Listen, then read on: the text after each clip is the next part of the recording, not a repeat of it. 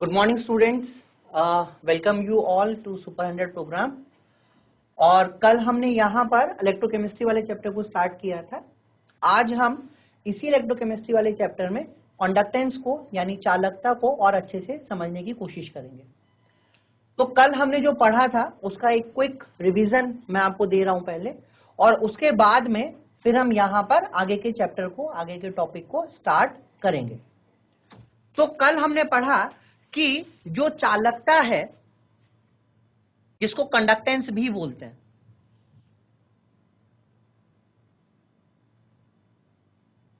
ये जो कंडक्टेंस है ये रेसिप्रोकल है किसका? रेजिस्टेंस का। यानी अगर आपको कोई एक प्रतिरोध गिवन है तो उसके रेसिप्रोकल निकाल के आप कंडक्टेंस को निकाल सकते हैं।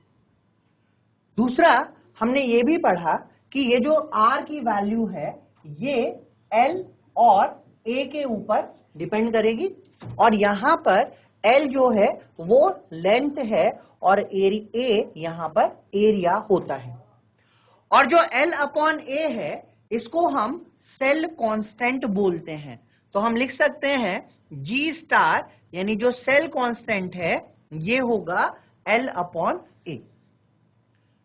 इस प्रोपोर्शनैलिटी को हटाने के लिए हम यहां पर एक टर्म यूज करते हैं जिसको हम बोलते हैं रो L अपॉन A।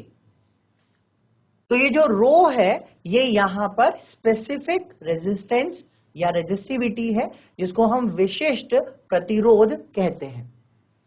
और अगर हम यहां पर इनमें थोड़ा सा मॉडिफाई करें तो हम ऐसे लिख सकते हैं 1 upon rho is equal to 1 upon R into L upon A।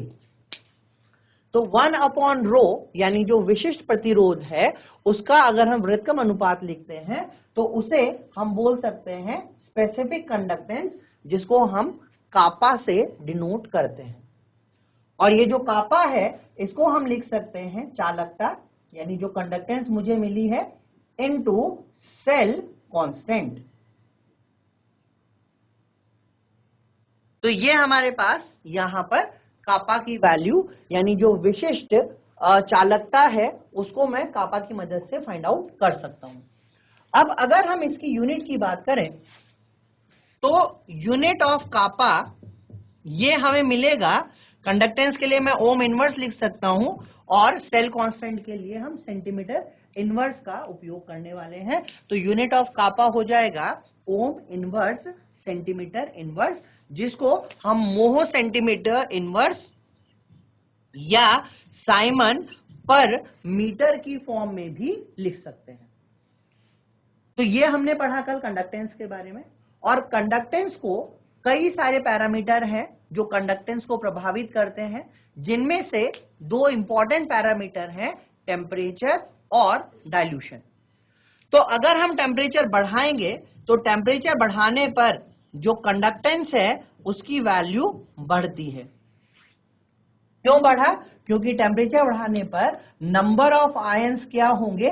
बढ़ जाएंगे, इसलिए कंडक्टेंस की वैल्यू भी बढ़ जाएगी। इसी तरीके से अगर हम डाइल्यूशन करेंगे तो डाइल्यूशन करने पर जो कंडक्टेंस है वो बढ़ती है, लेकिन जो स्पेसिफिक कंडक्टेंस है या कंडक्टिविटी है वो कम होती है। तो ध्यान रखेंगे कि अगर हम डाइल्यूशन करते हैं, डाइल्यूशन का मतलब हम इस विलयन को तनु कर रहे हैं, तो डाइल्यूशन करने पर जो कंडक्टिविटी है ये डिक्रीज होती है। और कंडक्टिविटी डिक्रीज क्यों होगी? क्योंकि प्रति इकाई आयतन जो नंबर ऑफ आयंस हैं उनकी संख्या कम हो जाएगी जब हम किसी भी विलयन को डाइल्यूट करेंगे, उसको तनु बनाएंगे। तो यहां तक हमने कल पढ़ा था। इसके अलावा हमने यहां पर एक और चीज को पढ़ा था, that is called molar conductance या मोलर चालकता। तो किसी भी इलेक्ट्रोलाइट के एक मोल में उपस्थित आयनों की वजह से जो चालकता हमें प्राप्त होती है उसे हम मोलर चालकता या मोलर कंडक्टेंस कहेंगे। तो मोलर चालकता क्या हुई? It is the conductance due to number of ions present in 1 mole of an electrolyte. और इसको हमने लिखा था, मोलर चालकता था कापा इंटू 1000 अपॉन मोलैरिटी।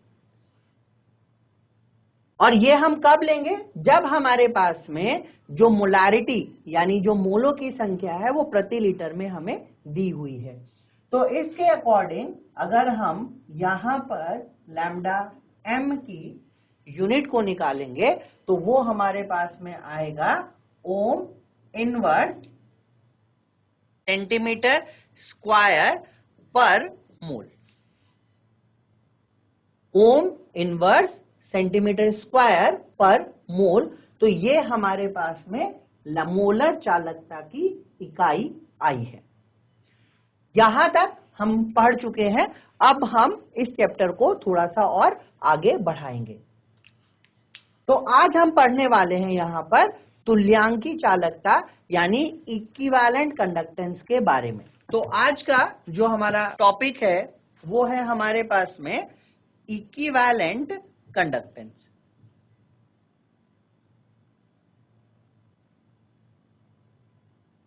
इसको हम लैम्डा EQ या डेल्टा EQ से दिखा सकते हैं, प्रदर्शित कर सकते हैं। हिंदी में अगर हम इसे कहें तो ये हो जाएगा तुल्यांकी चालकता। तो एक मैंने पढ़ा मोलर, दूसरा है तुल्यांकी। देखिए तुल्यांक क्या होगा? अगर मेरे पास में कोई इलेक्ट्रोलाइट है और उस इलेक्ट्रोलाइट में बहुत सारे आयन्स हैं। अब उस इलेक्ट्रोलाइट के 1 ग्राम तुल्यांक में जो भी आयनों की संख्या होगी उसके द्वारा उत्पन्न चालकता को तुल्यांक चालकता कहा जाएगा। तो हम लिख सकते हैं it is the conductance due to number of ions present in 1 gram equivalent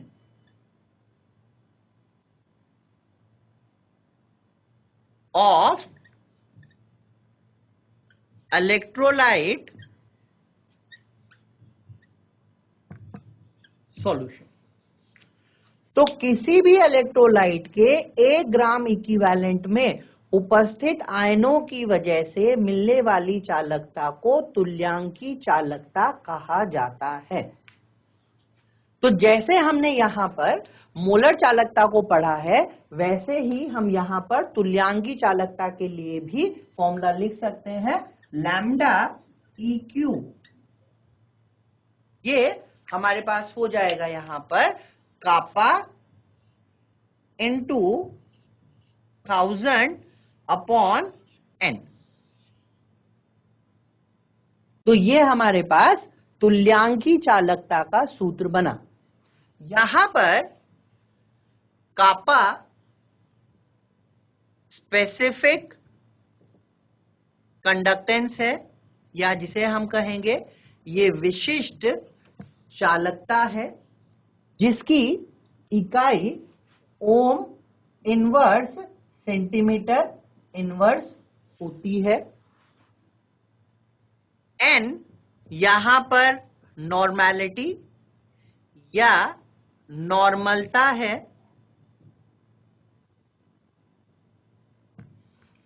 जैसे मोलैरिटी को मैं मोल पर लीटर लिख रहा हूं वैसे ही यहां पर नॉर्मेलिटी के लिए हम ग्राम इक्विवेलेंट पर लीटर लिखेंगे या इसको मैं सेंटीमीटर क्यूब की फॉर्म में भी लिख सकता हूं। हम लिख सकते हैं ग्राम इक्विवेलेंट पर सेंटीमीटर क्यूब। तो जैसे मोलैरिटी मोल पर लीटर हुई वैसे ही नॉर्मलता हुई इक्विवेलेंट पर लीटर या इक्विवेलेंट पर सेंटीमीटर क्यूब। इसको ध्यान में रखते हुए अगर हम तुल्यांकी चालकता की इकाई का को ज्ञात करेंगे तो ये हो जाएगा ओम इनवर्स सेंटीमीटर इनवर्स और यहां पर इक्विवेलेंट सेंटीमीटर क्यूब। ठीक है, ये हमारे पास में आ जाएगा पर सेंटीमीटर क्यूब। तो इसको अगर हम लिखेंगे तो ये हमारे पास में आएगा ओम इनवर्स सेंटीमीटर स्क्वायर पर इक्विवेलेंट। तो जिस प्रकार से हमने मोलर चालकता की इकाई को ज्ञात किया था उसी प्रकार से हम यहां पर जो तुल्यांकी चालकता है उसकी इकाई को भी ज्ञात करेंगे जो आएगा ओम इनवर्स सेंटीमीटर स्क्वायर पर इक्विवेलेंट। तो ये हमने यहां पर दोनों में डिफरेंस समझा। अब एक और चीज समझिए, अगर हम इस फॉर्मूले को देखें तो लैम्डा ई क्यू और नॉर्मेलिटी, इसको हम यहां पे लिख देते हैं। देख, हमारे पास में है lambda E Q is equal to kappa into 1000 upon normality, और नॉर्मेलिटी को मैं लिख सकता हूं ग्राम इक्विवेलेंट प्रति लीटर। इसका मतलब जो लैम्डा ई क्यू है यह वॉल्यूम के डायरेक्टली प्रोपोर्शनल होगा। तो इसलिए हम कह सकते हैं कि जब तनुता बढ़ती है, जब हम किसी विलयन में पानी ऐड करते हैं, उसको तनु बनाते हैं, तो उसकी मोलर चालकता तथा तुल्यांकी चालकता बढ़ती है। तो on dilution lambda M and E Q increases. तो ये हमें यहां पर ध्यान रखना है। मैक्सिमम टाइम क्वेश्चन पूछा जाता है कि अगर हम डाइल्यूशन करेंगे तो डाइल्यूशन करने पर मोलर चालकता और तुल्यांकी चालकता बढ़ेगी या वो कम होगी। तो हमें ध्यान रखना है कंडक्टिविटी कम होती है लेकिन ये दोनों यहां पर बढ़ते हैं। अब इन दोनों में हम कैसे कोरिलेट कर सकते हैं, इनके बीच में कैसे संबंध स्थापित हो सकता है, उसको समझते हैं। तो हमने पढ़ा lambda M is equal to kappa into 1000 upon molarity, molar चालकता, और तुल्यांकी चालकता हुआ कापा इंटू 1000 अपॉन नॉर्मेलिटी। तो इसको हम इक्वेशन नंबर 1 लिख रहे हैं, इसको हम इक्वेशन नंबर 2 लिख रहे हैं। अब अगर हम lambda M upon lambda E Q का रेशो निकालें तो ये हो जाएगा हमारे पास में n अपॉन m, इसे आप देख सकते हैं। और जो नॉर्मेलिटी है ये होता है molarity into n factor upon m।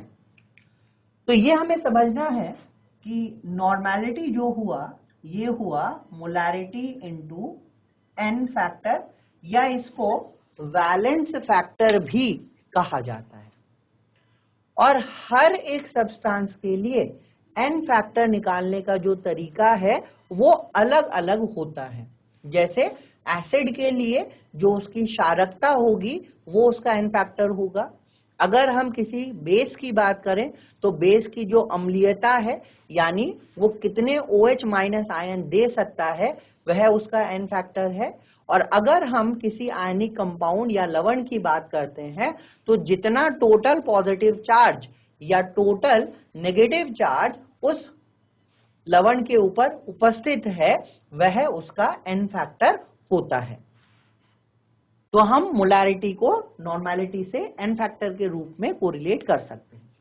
तो यहां पर हमें मिला that is equal to n factor. तो हमें रिलेशनशिप मिली यहां पर lambda m upon lambda E Q is equal to n factor.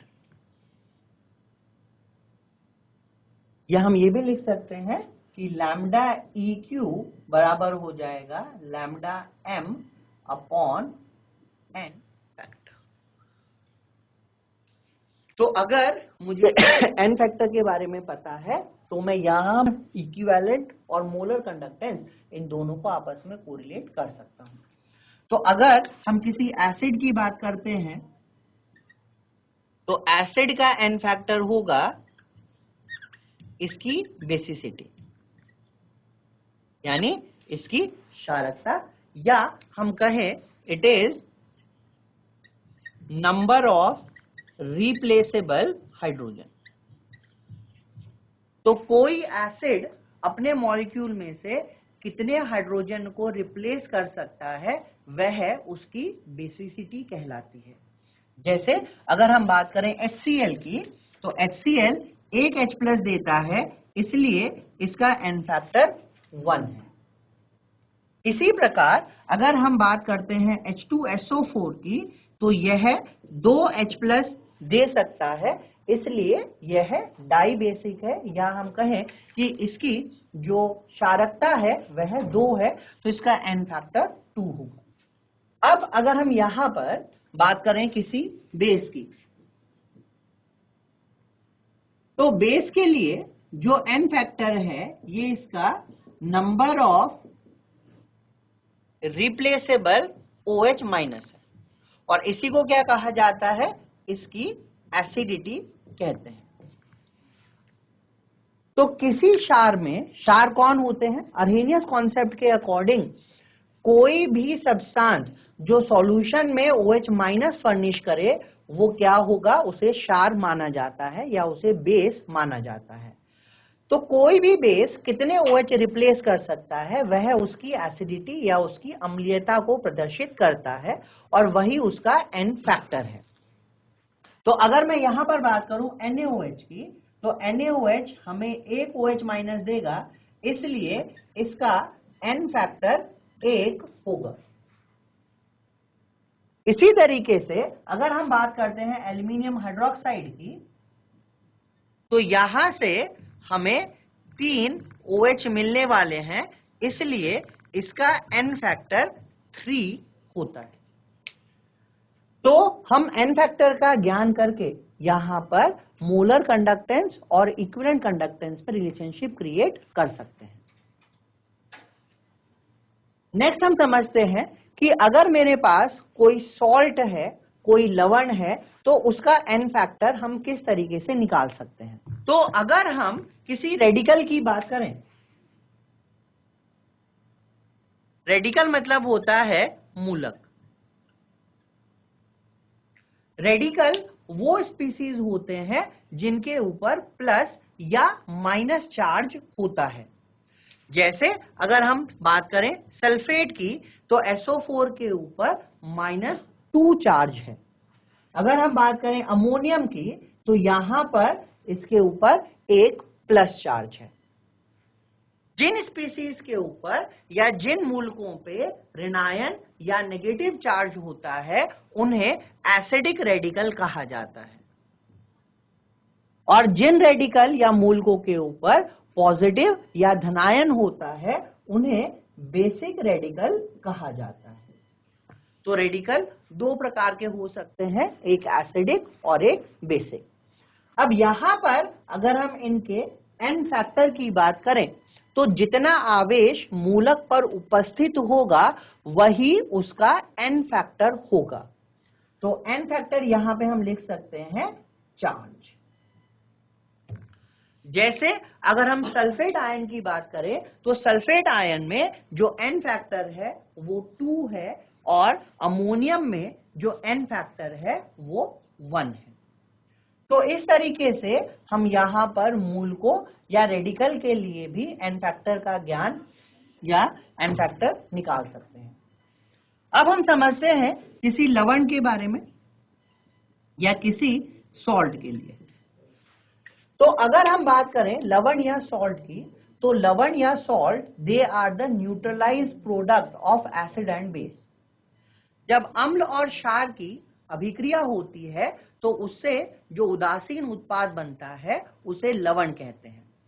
When acid react with base, it forms a neutral product and that neutral product is known as salt. For example, हमारे पास यहाँ पर HCl है, और हमने इसको NaOH के साथ में ट्रीट किया तो ये यहां पर NaCl बनाएगा और इसके साथ में वाटर लिबरेट होगा। तो ये जो NaCl बना ये एक सॉल्ट है, ये एक लवण है। तो अगर हम सॉल्ट में N फैक्टर की बात करें तो यहां पर इसका जो N फैक्टर होगा ये होगा इसका टोटल पॉजिटिव चार्ज। तो इस सॉल्ट में, इस लवण में कितना टोटल पॉजिटिव चार्ज है वह इसके N फैक्टर को रिप्रेजेंट करेगा। तो NaCl का जो N फैक्टर है यह होगा 1। इसी तरीके से अगर हम किन्हीं दूसरे सॉल्ट के बारे में समझते हैं, जैसे अगर हम यहां पर बात करें एल्यूमिनियम सल्फेट की, तो एल्यूमिनियम सल्फेट डिसोशिएट होकर यहां पर 2 एल्यूमिनियम 3+ और 3 सल्फेट -2 देता है। तो अगर हमसे एल्यूमिनियम सल्फेट के N फैक्टर के बारे में पूछा जाएगा, देखिए एल्यूमिनियम का N फैक्टर कितना है 3 है, सल्फेट का कितना है 2 है। अब हमें यहाँ पर एल्यूमिनियम सल्फेट के बारे में पूछा हुआ है तो हम यहाँ पर टोटल पॉजिटिव चार्ज को ज्ञात करेंगे और इस केस में जो टोटल पॉजिटिव चार्ज आएगा वो आएगा 6। एक एल्यूमिनियम है 3+ वाला और ऐसे 2 एल्यूमिनियम आयन मुझे मिले, तो इसलिए इस केस में जो N फैक्टर आएगा वो आएगा 6। तो अभी तक हमने मोलर चालकता, तुल्यांकी चालकता और इन दोनों के बीच में किस तरह से हम संबंध स्थापित कर सकते हैं उसके बारे में पढ़ा है। हमने यहाँ पर अलग अलग पदार्थों के लिए N फैक्टर को भी पढ़ लिया है, जिसमें एसिड का N फैक्टर उसकी बेसिसिटी है, बेस का N फैक्टर उसकी एसिडिटी है, रेडिकल का N फैक्टर उसका चार्ज है और किसी सॉल्ट का N फैक्टर उस पर उपस्थित टोटल पॉजिटिव चार्ज होता है। अब हम समझते हैं कि जो कंडक्टेंस है वो कौन कौन से कारकों पर निर्भर कर सकती है। कल हमने पढ़ा था कि जो कंडक्टेंस या चालकता है वह ताप और तनुता के ऊपर निर्भर करती है।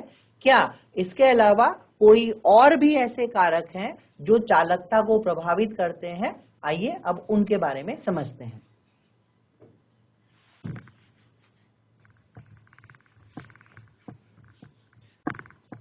तो नेक्स्ट टॉपिक है हमारा फैक्टर्स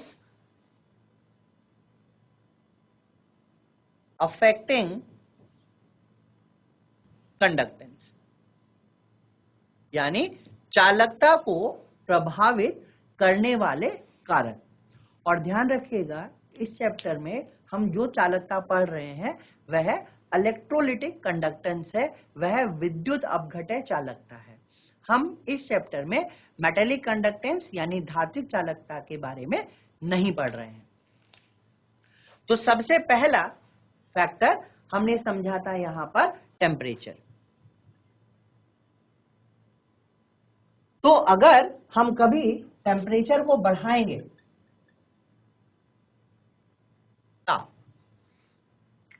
तो टेम्परेचर बढ़ाने पर जो काइनेटिक एनर्जी है, यानी जिसको हम गतिज ऊर्जा कहते हैं, यह बढ़ती है।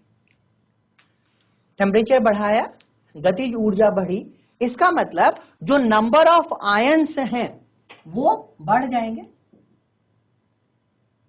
नंबर ऑफ आयंस बढ़ेंगे और क्योंकि नंबर ऑफ आयंस बढ़े या ज्यादा हो गए इसलिए जो कंडक्टेंस है वो भी क्या होगी, यहां पर बढ़ जाएगी।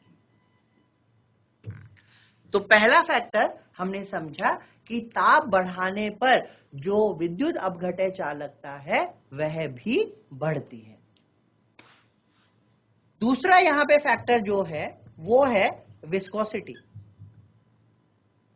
जिसको शान्यता कहते हैं। विस्कोसिटी का मतलब हुआ it is the resistance to flow, यानी अगर कोई भी पदार्थ बह रहा है तो उस बहाव को रोकने के लिए जो भी अवरोध उत्पन्न किया जाएगा उसको हम एक तरीके से साम्यता या विस्कोसिटी मान सकते हैं।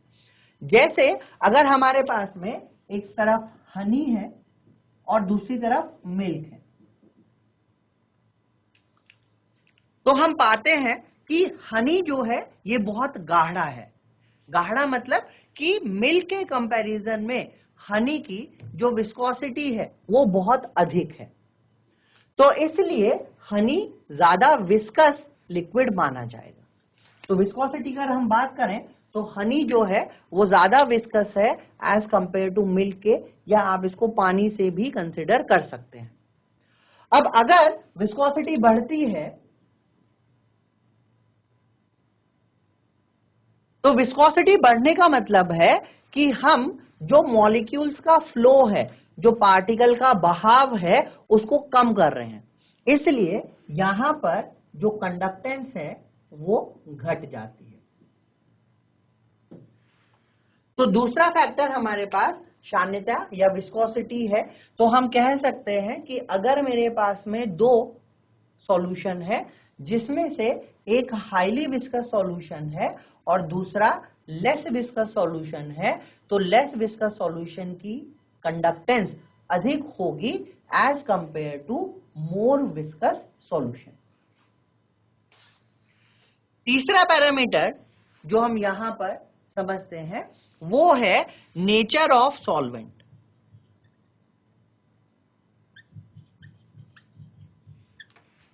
यानी जिस विलायक में हमने विलयन बनाया है उस विलायक की प्रकृति, उस विलायक का नेचर कैसा हो सकता है। तो इन जनरल जिन सॉल्वेंट का हाई डाई इलेक्ट्रिक कांस्टेंट होता है, जिसको द्विवैद्युत स्थिरांक कहते हैं, तो उनके केस में कंडक्टेंस ज्यादा होती है।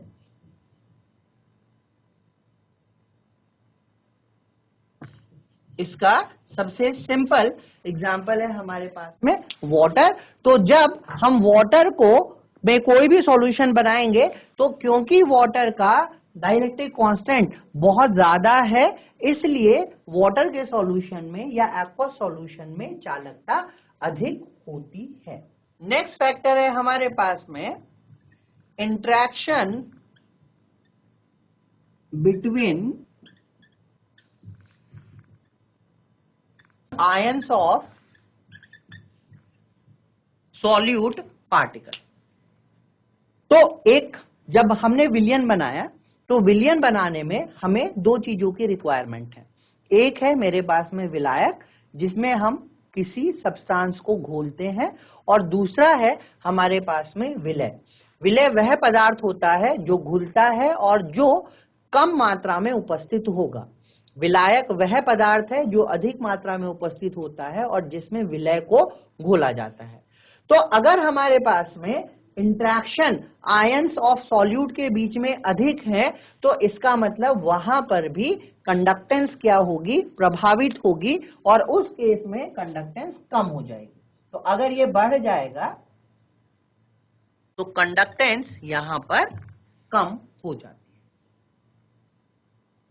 पांचवा है मेरे पास में हाइड्रेशन। हाइड्रेशन आयन, या हम इसको हाइड्रेटेड आयन लिख लेते हैं। हाइड्रेटेड आयन का मतलब है कि अगर किसी पॉजिटिव चार्ज आयन पर बहुत ज्यादा वाटर मॉलिक्यूल लगे हुए हैं या आप उसका विलयन बनाना चाहते हैं, आपने उसको पानी में डाला, तो टेंडेंसी क्या है, जैसे अगर हम लिथियम प्लस और पोटेशियम प्लस की बात करें तो इनका जो आयोनिक साइज है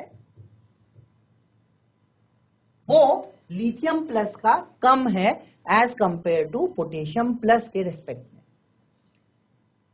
क्योंकि लिथियम प्लस का साइज छोटा है इसलिए लिथियम प्लस को अधिक से अधिक वाटर मॉलिक्यूल घेर सकते हैं।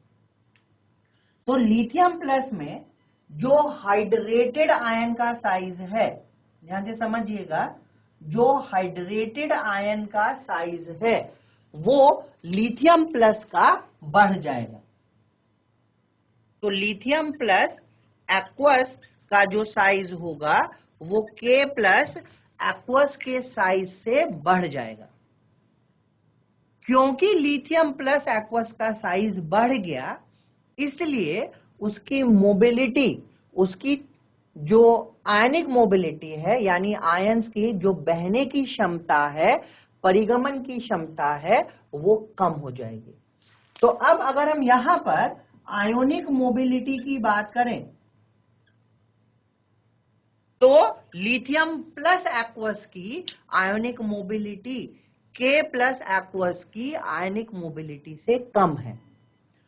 तो इसकी वजह से, क्योंकि अब इसकी मोबिलिटी कम हो गई, इसकी जो गतिज ऊर्जा है वो कम हो गई, इसलिए यहां पर कंडक्टेंस भी कम हो जाती है। तो हमें ये समझना है कि जिस हाइड्रेटेड आयन का साइज जितना ज्यादा बड़ा होगा, उसकी कंडक्टेंस का मान उतना कम होगा। तो हाइड्रेटेड आयन का साइज अगर बढ़ता है तो जो कंडक्टेंस है वो कम हो जाती है। तो ये कुछ इंपॉर्टेंट फैक्टर्स हैं जिनके ऊपर चालकता निर्भर करती है और जिनके अनुसार हम चालकता के मान को बढ़ा या घटा सकते हैं। इसी में तो ये हमारे पास कुछ पैरामीटर हुए। अब यहां पर हम एक और पैरामीटर की बात करते हैं, उसको हम कहेंगे डाइल्यूशन या तनुता। ठीक है, तो नेक्स्ट पैरामीटर है हमारे पास में डाइल्यूशन या तनुता। तो देखिए, डाइल्यूशन की वजह से जो अलग अलग चालकताएं हैं वो अलग अलग तरीके से प्रभावित होती हैं। जैसे नंबर 1, अगर मैं कंडक्टेंस की बात करूं, यानी मैं एक नॉर्मल चालकता की बात करता हूं, तो डाइल्यूशन बढ़ाने पर कंडक्टेंस बढ़ती है। क्यों बढ़ेगी? क्योंकि यहां पर आयंस इजीली मूव कर पाएंगे, उनका जो मूवमेंट है वो बहुत सुगमता पूर्वक हो सकता है। दूसरा, अगर हम बात करते हैं कंडक्टिविटी की, तो डाइल्यूशन बढ़ाने पर जो कंडक्टिविटी है ये कम हो जाती है। क्यों कम होगी? क्योंकि जब मैंने डाइल्यूशन बढ़ाया तो जो number of ions per unit volume है ये कम हो गए, तो इसलिए यहां पर जो कंडक्टिविटी है ये भी क्या होगी? कम हो जाएगी। तीसरा, अगर हम बात करें मोलर कंडक्टेंस की, तो मोलर कंडक्टेंस डाइल्यूशन के साथ में बढ़ती है और इसी प्रकार जो तुल्यांकी चालकता है वह भी डाइल्यूशन के साथ में बढ़ती है। तो ये हमें ध्यान रखना है कि जब वो तनुता का प्रभाव हमसे पूछे तो वो हमसे कौन सी चालकता की बात कर रहा है, क्वेश्चन में कौन सी चालकता पूछी है, उसके अनुसार ही हमें यहां पर आंसर देना है। अब इस कंडक्टेंस और डाइल्यूशन को हम एक ग्राफ के माध्यम से भी समझ सकते हैं। तो अगर मैं यहां पर एक ग्राफ बना रहा हूं जिसमें मैंने यहां पर मोलर चालकता को लिया हुआ है, लैम्डा m मेरे पास है, और इधर हमारे पास अंडर रूट ऑफ कॉन्सेंट्रेशन है, तो lambda m and under root of concentration. तो ये वाला जो पॉइंट है, इस पॉइंट पे जो सांद्रता है वो 0 है। अब हमने क्या पढ़ा कि जब सांद्रता बढ़ेगी, यानी जब डाइल्यूशन कम होगा, तो जो कंडक्टेंस है वो भी क्या हो जाएगी? कम हो जाएगी। तो मैं अगर यहां पे एक ग्राफ को प्लॉट करूं तो ये जो ग्राफ आएगा वो मुझे कुछ इस तरीके का मिलेगा।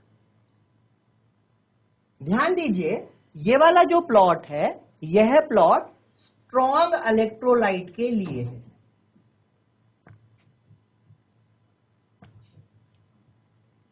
ये एक प्रबल विद्युत अपघटय का कॉन्सेंट्रेशन और मोलर कंडक्टेंस का प्लॉट है। अब अगर इसको हम थोड़ा सा एक्स्ट्रापोलेट करें तो हम इसको इस एक्सिस पे कट कर सकते हैं, और ये एक्सिस कौन सी है? ये वो मोलर चालकता है जब यहां पर अनंत तनुता है, या आप कहें इनफाइनाइट डाइल्यूशन है। इसको मैं ऐसे भी बोल सकता हूं कि ये वो मोलर चालकता है जब सांद्रता का मान 0 है।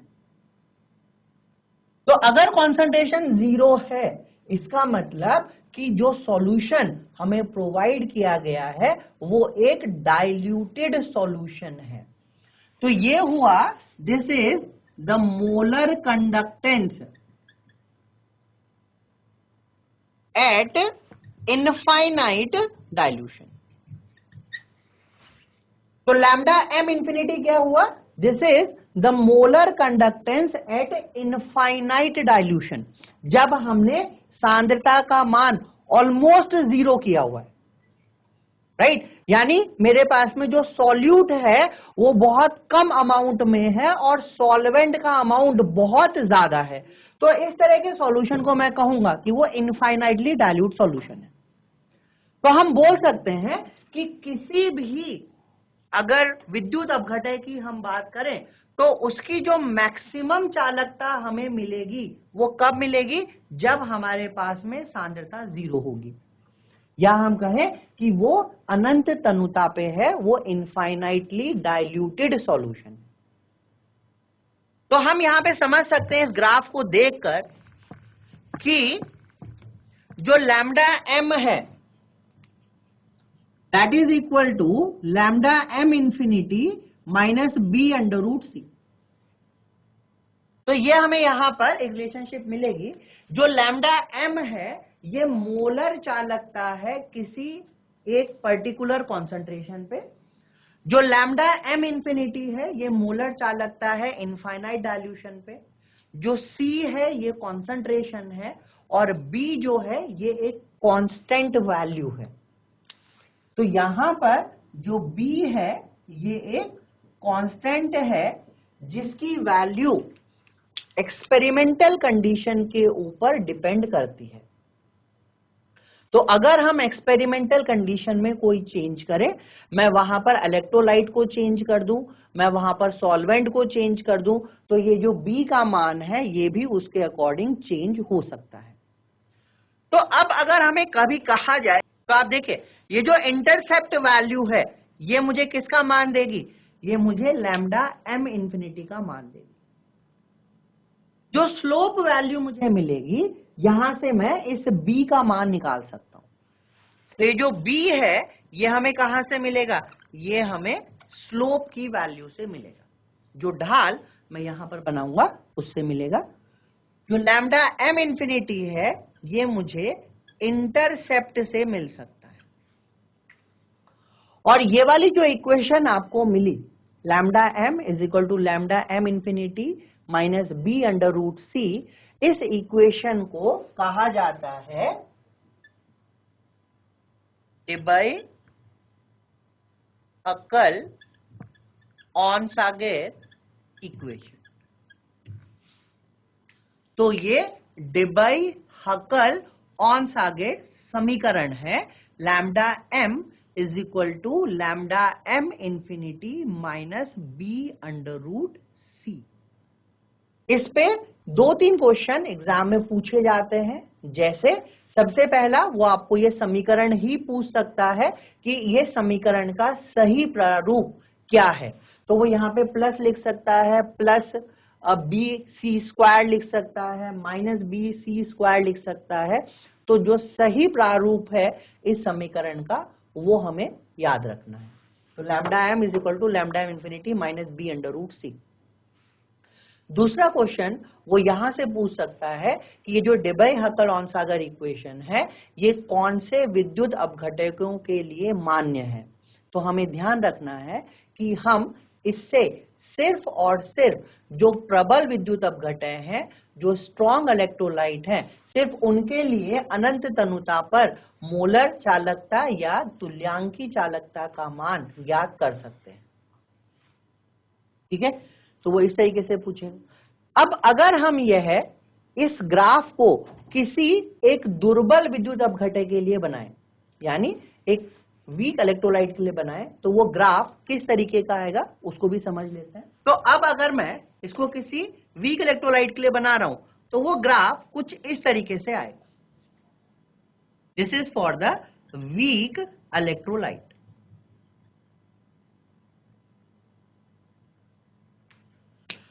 तो ये कभी भी इस एक्सिस को कट नहीं करेगा, तो इसलिए इस इक्वेशन से मैं वीक इलेक्ट्रोलाइट की अनंत तनुता पर चालकता को ज्ञात नहीं कर सकता।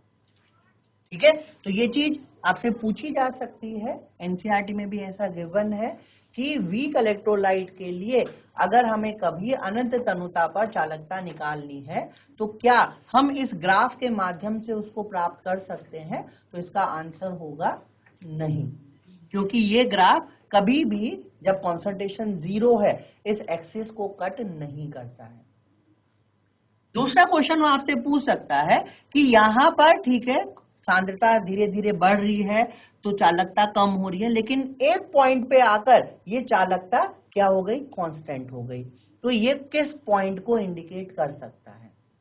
तो आप समझिए, अगर हमारे पास कोई दुर्बल विद्युत अपघटय होगा तो वहां पर एक साम्य स्थापित होता है और साम्य स्थापित होने तक के बाद में जो नंबर ऑफ आयंस हैं वो ऑलमोस्ट एक जैसे हो जाएंगे, एक समान हो जाएंगे, इसलिए जो चालकता का मान है वो भी कांस्टेंट हो जाता है। तो इतनी चीजें हमने समझी यहाँ पर कि डेबाय-हैकल-ऑनसागर इक्वेशन क्या है, कौन से इलेक्ट्रोलाइट के लिए हम इसको यूज कर सकते हैं, ठीक है, किस तरीके से हम इसमें B की वैल्यू को निकाल सकते हैं, या अगर मुझे मोलर चालकता निकालनी है तो मैं उसको किसके लिए यूज कर सकता हूं। अब अगर वीक इलेक्ट्रोलाइट के लिए मैं ये ग्राफ यूज नहीं कर सकता हूं तो क्या कोई अन्य विधि है, क्या कोई अन्य मेथड है जिससे हम दुर्बल विद्युत अपघटय की अनंत तनुता पर मोलर चालकता को ज्ञात कर सकते हैं? तो उसके लिए एक लॉ है, एक नियम है जिसको बोलते हैं कॉलरैश लॉ या कॉलरैश का नियम। तो आइए अब उसको पढ़ते हैं। तो नेक्स्ट है हमारे पास में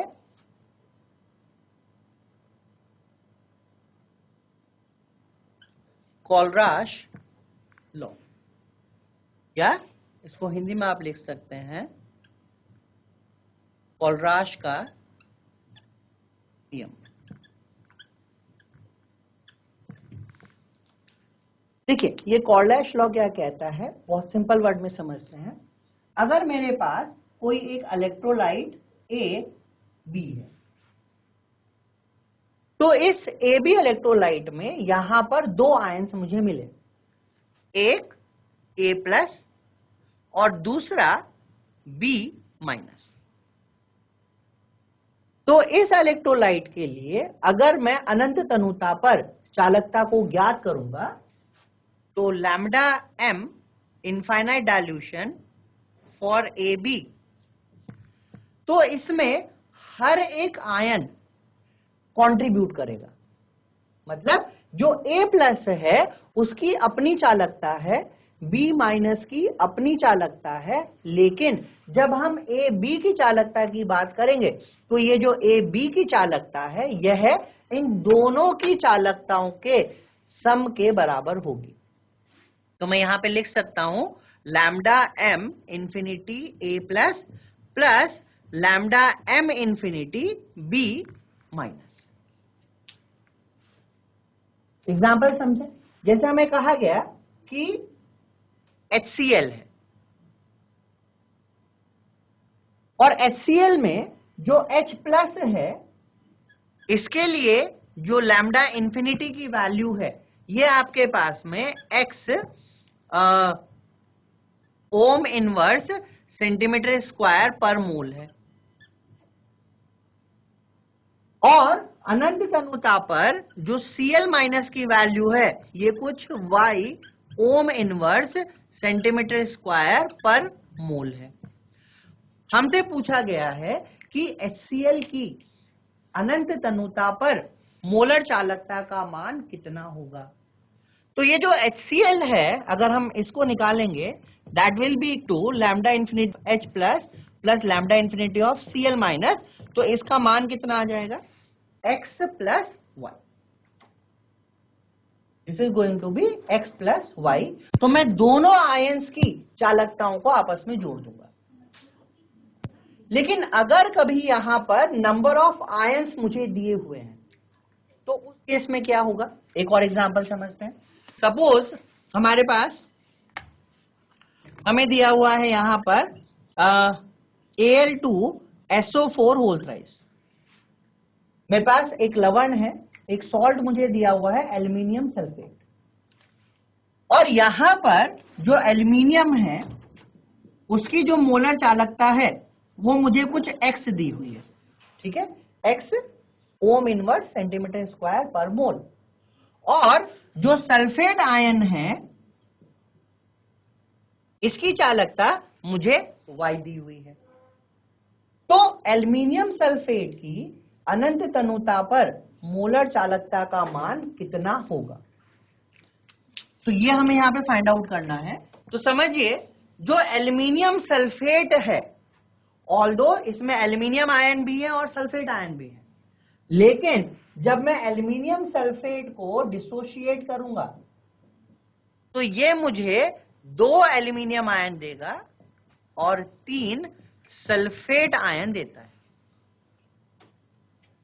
तो अगर हमें एल्यूमिनियम सल्फेट की चालकता को ज्ञात करना है तो this will be equal to aluminium 3 plus sulphate minus.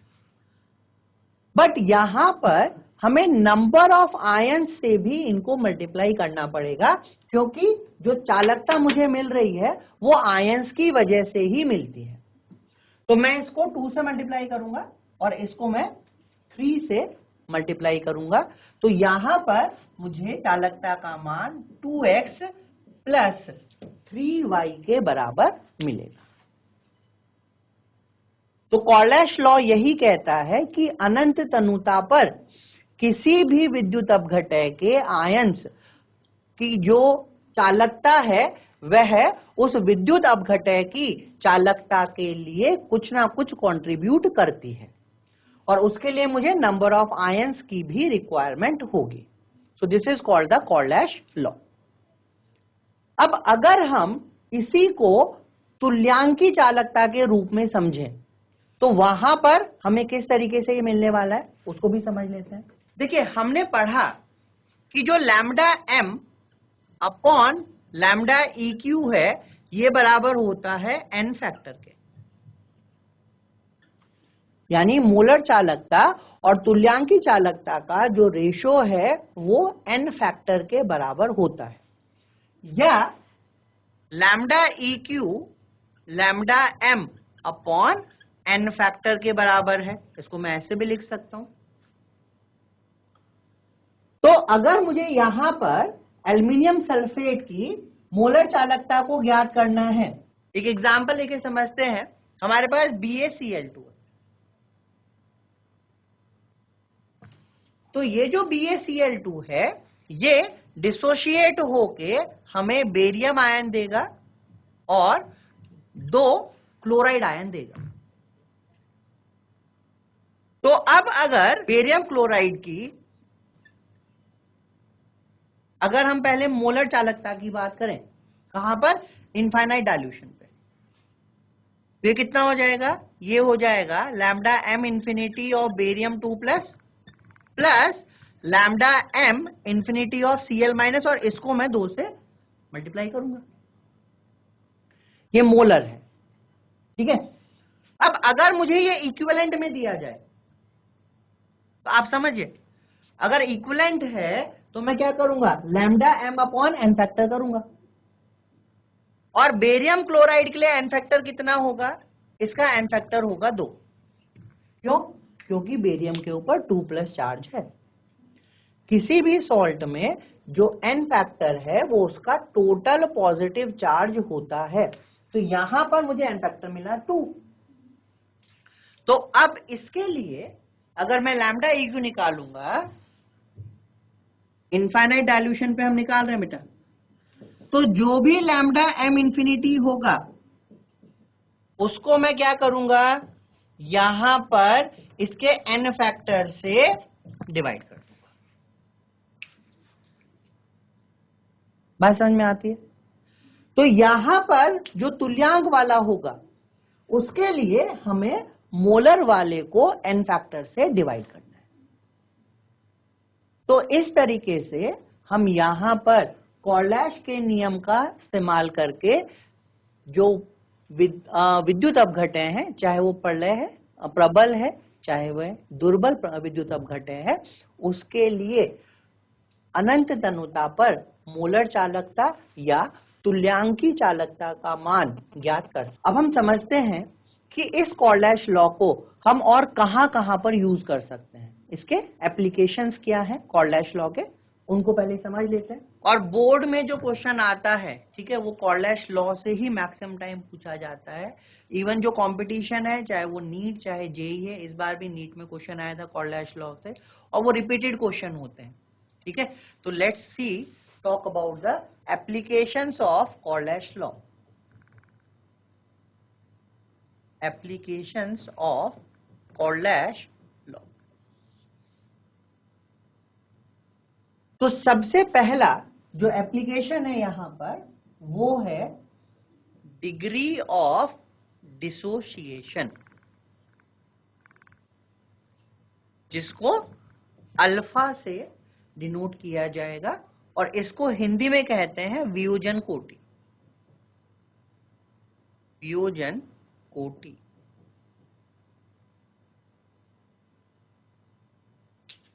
अब यहां पर हमारे पास कौन सा विद्युत अपघटय है, उसके अनुसार जो वियोजन की कोटि है उसका मान अलग अलग हो सकता है। फॉर एग्जाम्पल, अगर हमारे पास स्ट्रॉन्ग इलेक्ट्रोलाइट है तो उनके लिए अल्फा का मान 1 होता है, क्योंकि हम मानते हैं कि प्रबल विद्युत अपघटय वो होते हैं जो 100% यानी कंप्लीटली डिसोशिएट हो जाते हैं। और अगर हमारे पास वीक इलेक्ट्रोलाइट है तो इस केस में अल्फा का मान 1 से कम होता है। सो ऑलमोस्ट 30 to 40% तक अगर कोई डिसोशिएट हो रहा है तो उसको हम एक मतलब वीक वाला इलेक्ट्रोलाइट मान सकते हैं, उससे कम होगा तो बहुत वीक माना जाएगा। तो अब अगर हम डिग्री ऑफ डिसोसिएशन की बात करें, वियोजन कोटि की बात करें, तो ये होता है moles dissociated upon total moles, यानी कितने मोल वियोजित हुए टोटल में से, उनका जो रेशो है वो क्या है, वो आपके पास में डिग्री ऑफ डिसोसिएशन है, वो वियोजन कोटि को स्थापित करेगा। तो अब यहां पर हमें इस मोल्स को कंडक्टेंस यानी चालकता के रूप में लिखना है। तो हम लिख सकते हैं अल्फा इज इक्वल टू, देखिए टोटल मतलब पूर्णतः, तो पूर्णतः चालकता मुझे कब मिल रही थी, जब मैंने अनंत तनुता पर यानी जब कॉन्सेंट्रेशन 0 है उस टाइम पर चालकता को ज्ञात किया था। तो इसको मैं टोटल क्यों क्या लिख सकता हूं, लैम्डा m इंफिनिटी, ये अनंत तनुता पर चालकता का मान है। और मोल डिसोशिएटेड मतलब जितने मोल डिसोशिएट होंगे वो किसी एक पर्टिकुलर सांद्रता पर ही होंगे, तो यहां मैं इसको लिख सकता हूं लैम्डा mc। तो ये हमारे पास आएगा यहां पर अल्फा की वैल्यू। तो एक आपको चालकता चाहिए किसी पर्टिकुलर सांद्रता पर और दूसरी चालकता आपको चाहिए अनंत तनुता पर। इन दोनों का जो रेशो है वो आपको वियोजन कोटि का मान बताएगा। ठीक है, ये हमने एक चीज समझी बेटा। दूसरा है मेरे पास में जो दूसरी एप्लीकेशन में लिख सकता हूं वो है यहां पर dissociation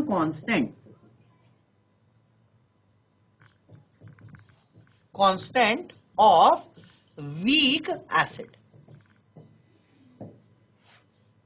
dissociation constant of weak acid.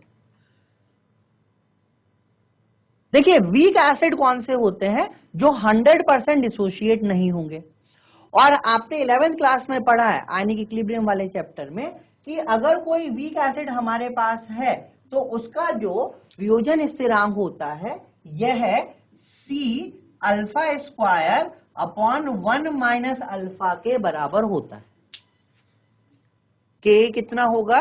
C alpha square upon 1 minus alpha. किसी भी वीक के लिए हम इस तरह से फाइंड आउट कर सकते हैं।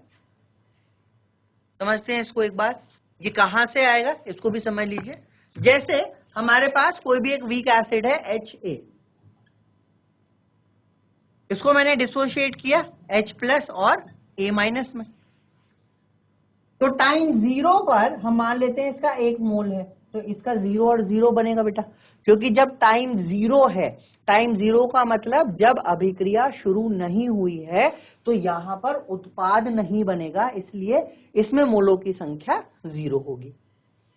टाइम t हमारे पास वो टाइम है जब इसमें से कुछ डिसोशिएट हुआ, तो जो डिसोशिएट हुआ, जो वियोजित हुआ, उसको मैंने लिख लिया अल्फा, तो ये हो जाएगा अल्फा, ये भी बनेगा अल्फा।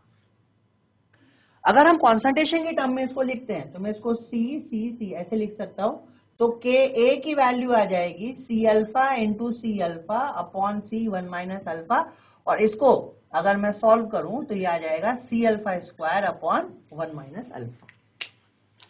तो इस तरीके से हम यहां पर वियोजन स्थिरांक को निकाल सकते हैं। तो अल्फा की वैल्यू मैंने मोलर चालकता, किसी पर्टिकुलर कॉन्सेंट्रेशन और किसी अनंत अनुता पर ज्ञात की है, ठीक है, और वहां से अल्फा की वैल्यू को लेके मैं यहां से Ka की वैल्यू को निकाल सकता हूं। अब अगर अल्फा की वैल्यू 5% से कम है तो उस केस में हम अल्फा को नेग्लेक्ट कर सकते हैं, और उस केस में Ka जो होगा ये C अल्फा स्क्वायर के बराबर होगा। तो इस तरीके से भी हम यहां पर तनुता से डिसोसिएशन कांस्टेंट, वियोजन स्थिरांक या डिग्री ऑफ डिसोसिएशन को फाइंड आउट कर सकते हैं। तो आज के लिए इतना ही है, बाकी हम नेक्स्ट क्लास में करेंगे, ठीक है। और आपको अगर कोई भी प्रॉब्लम है, कोई भी क्वेश्चन है, तो आप चैट के माध्यम से या हैंड रेज के माध्यम से अपने क्वेश्चन पूछ सकते हैं। तो आई होप आपको कोई क्वेश्चन नहीं है, इसलिए thank you all of you, have a nice day.